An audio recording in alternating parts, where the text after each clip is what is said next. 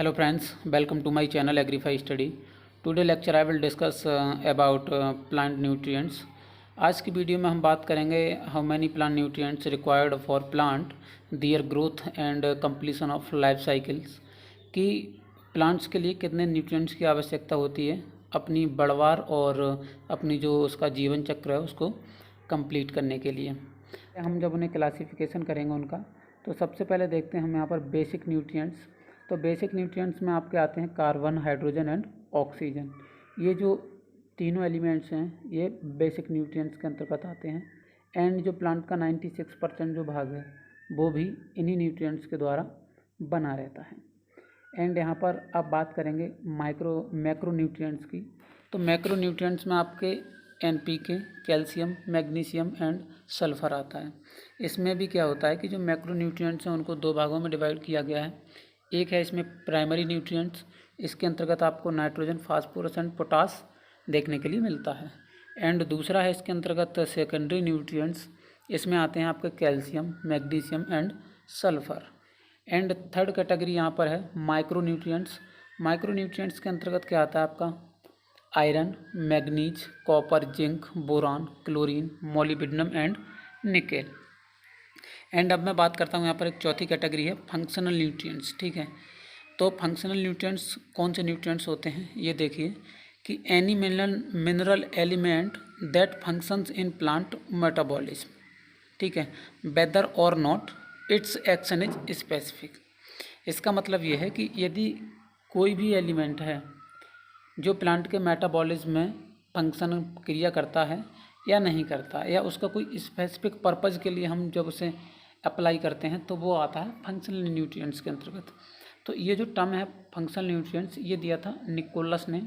Nicholas proposed this term in 1961, 1961 में इन्होंने ये टर्म दिया था। इसके अंतर्गत आपका सोडियम, कोबाल्ट, बेनिडियम एंड सिलिकॉन, ये चार तत्व जो हैं वो आपके फंक्शनल न्यूट्रिएंट्स के अंतर्गत रखे गए हैं।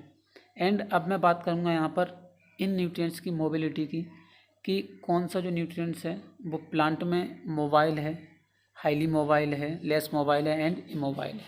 एंड उसी तरह से हम इनकी मोबिलिटी सॉइल में देखेंगे। ठीक है, तो फर्स्ट ऑफ ऑल हम इनकी मोबिलिटी को देखते हैं सॉइल में, कि सॉइल में कौन कौन से हमारे जो न्यूट्रिएंट्स हैं वो मोबाइल रहते हैं, कौन से लेस मोबाइल होते हैं एंड कौन से इमोबाइल होते हैं।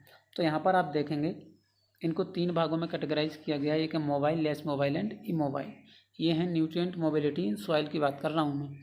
तो यहाँ पर आप देखिए जो मोबाइल न्यूट्रिएंट्स होते हैं वो क्या होते हैं कि हाईली सॉल्युबल होते हैं and are not adsorbed by clay complex.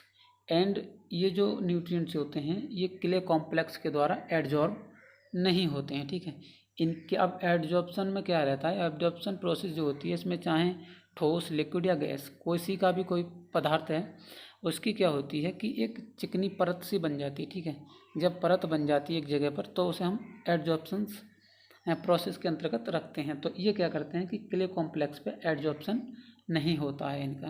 तो इसके अंतर्गत आपको देखने के मिलेंगे NO3-, SO4 double minus, BO3-2, chlorine -1, इनके ऊपर ये चार्ज हैं एंड मैग्नीज +2, इसके अंदर प्लस चार्ज लगता है। एंड यहाँ पर देखिए लेस मोबाइल के अंतर्गत क्या है कि सॉल्युबल तो होते हैं but are absorbed on clay complex. ये क्या होते हैं कि क्ले कॉम्प्लेक्स के द्वारा एब्जॉर्ब कर लिए जाते हैं या हो जाते हैं उस पर एब्जॉर्ब। ठीक है, इसके अंतर्गत आपको मिलेगा NH4+, K+, Ca+, Mg2+ and Cu2+, इसके लिए हम कॉपर बोलते हैं। एंड इमोबाइल के अंतर्गत कौन से आते हैं जो बिल्कुल भी चलायमान नहीं है। ठीक है, तो उसमें आपके हाईली रिएक्टिव होते हैं ये and get fixed into the soil. ये सॉइल में क्या होते हैं फिक्स हो जाते हैं, एक बार देने के बाद जैसे ही आपने न दिया तो ये फिक्स हो जाते हैं, इनकी मोबिलिटी सॉइल के अंतर्गत नहीं होती है। तो इसमें आपका आता है H2PO4-, HPO4-2 एंड जिंक। तो जिंक एंड फास्फोरस और जिंक बोल सकते हैं कि सॉइल में जो है इमोबाइल होते हैं। ठीक है, एंड अब यहाँ पर आप देखिए मोबाइल एंड लेस मोबाइल में एक यहाँ पर आपको डिफरेंस दिख रहा होगा कि जितने भी जिन पर माइनस चार्ज है वो सारे जो है मोबाइल के अंतर्गत रखे गए हैं, बट एक मैग्नीज जो है जिस पे प्लस चार्ज है वो भी मोबाइल के अंतर्गत रखा गया है। एंड लेस मोबाइल में कोई भी न्यूट्रिएंट्स ऐसा नहीं है जिस पर माइनस चार्ज है, ठीक है। लेस मोबाइल में सारे न्यूट्रिएंट्स प्लस चार्ज के रहते हैं एंड ए मोबाइल में फास्फोरस और जिंक। तो ये तो बात हो गई हमारी न्यूट्रिएंट मोबिलिटी इन सॉइल के बारे में। अब हम बात करेंगे यहाँ पर न्यूट्रिएंट मोबिलिटी इन प्लांट्स में। तो प्लांट्स में एलिमेंट्स को न्यूट्रिएंट मोबिलिटी के हिसाब से 4 भागों में डिवाइड किया गया है, ठीक है।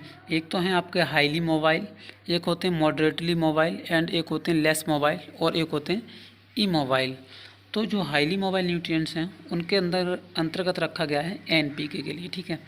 एंड एनपीके के जो डिफिशियंसी सिम्टम्स होते हैं वो प्लांट्स में आपके लिए लोअर लीव्स पर दिखाई देते हैं, ठीक है। मैं आपको डिफिशियंसी सिम्टम्स भी इनके बताए दे रहा हूँ। तो एनपीके के जितने भी डिफिशियंसी सिम्टम्स होंगे वो आपको निचली पत्तियों पर दिखाई देंगे, जो प्लांट्स की सबसे निचली पत्तियाँ होती हैं, ठीक है।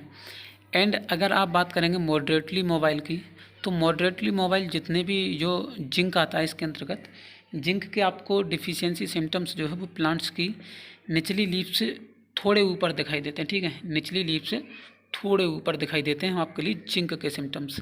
एंड अगर आप बात करेंगे लेस मोबाइल की, जिसमें कि आपका sulphur, iron, manganese, copper, molybdenum and chlorine आता है, ये आपको क्या लगता है कि न्यूली जो लीव्स रहती हैं, ठीक है, न्यूली लीव्स, उस पर इनके सिम्टम्स आपको दिखाई देंगे प्लांट्स में अगर इनकी डिफिशियंसी है तो। एंड अब अगर मैं बात करूं लास्ट पॉइंट की, तो वो है immobile nutrients. Immobile nutrients plant में होते हैं आपके कैल्शियम एंड बोरॉन। तो कैल्शियम बोरॉन के जो डिफिशियंसी सिम्टम्स हैं वो प्लांट्स में आपके लिए सबसे ऊपर दिखाई देते हैं टिप पर, क्योंकि ये जो न्यूट्रिएंट्स हैं ये बिल्कुल टिप पर पाए जाते हैं। जो प्लांट की बड रहती है ना, बड पर कैल्शियम एंड बोरॉन के सिम्टम्स आपको दिखाई देते हैं। एंड यही इनका क्रम है। हाईली मोबाइल जो न्यूट्रिएंट्स हैं वो प्लांट्स में निचली पत्तियों पर पाए जाते हैं, ठीक है। एंड उनके डिफिशियंसी सिम्टम्स भी आपको वहीं देखने के लिए मिलेंगे। एंड उससे ऊपर मॉडरेटली मोबाइल में आपका जिंक आ जाता है। एंड जो न्यूली पत्तियाँ होती हैं, न्यूली लीव्स, उसके अंतर्गत आपके लिए sulphur, iron, manganese, copper, molybdenum and chlorine के डिफिशियंसी सिम्टम्स दिखाई देते हैं। एंड टिप पर आपके लिए कैल्शियम एंड बोरान के डिफिशियंसी सिम्टम्स प्लांट में दिखाई देते हैं। और ये जो कैल्शियम एंड बोरान है ये इमोबाइल हैं। तो कोई भी एग्ज़ाम हो, इस टॉपिक से रिलेटेड क्वेश्चंस जो है वो आते रहते हैं, ठीक है। चाहे आपका वो जीआरएफ का एग्ज़ाम हो, चाहे एसआरएफ, या फिर आप कोई भी एग्रीकल्चर का कॉम्पिटिटिव एग्ज़ाम देते हैं, तो उसमें प्लांट मोबिलिटी जो न्यूट्रिएंट्स के हिसाब से उसमें बहुत ज़्यादा क्वेश्चंस पूछे जाते हैं nutrient mobility plant and soil की। आप कभी कभी यही पूछ लेते हैं कि सॉइल में इमोबाइल में जो एलिमेंट्स हैं वो कौन कौन से हैं, प्लांट्स में इमोबाइल कौन कौन से हैं, ठीक है। एंड फंक्शनल न्यूट्रिएंट्स कौन कौन से, ये टर्म किसने दिया था। तो ये सारे क्वेश्चन जो है एग्ज़ाम में पूछे जाते हैं। तो फ्रेंड्स, उम्मीद करूँगा कि ये जो वीडियो है इससे आपको कुछ नॉलेज मिली होगी। और अगर कुछ भी नॉलेज आपको मिली हो तो वीडियो को लाइक कर दो, शेयर कर दो एंड चैनल को सब्सक्राइब करके बेल आइकन को प्रेस कर लो, जिससे कि मेरी जो आने वाली वीडियोज़ हैं वो सबसे पहले आपको मिल जाएँ। तो फ्रेंड्स, मिलते हैं किसी अन्य वीडियो में नए टॉपिक के साथ में। तब तक के लिए पढ़ते रहो, बढ़ते रहो।